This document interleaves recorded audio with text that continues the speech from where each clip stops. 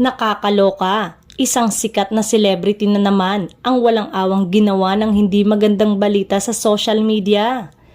Ang latest victim, ang nananahimik na TV host at actress sa si Karil, at dinamay pa ng mga fake news peddlers ang kanyang kaibigan at kasamahan sa It's Showtime na si Vice Ganda.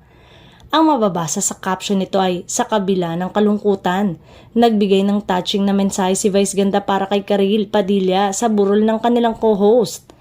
Ipinahayag niya ang pasasalamat at pagmamahal kay Karil na naging malapit na kaibigan at kapwa sa kanilang show.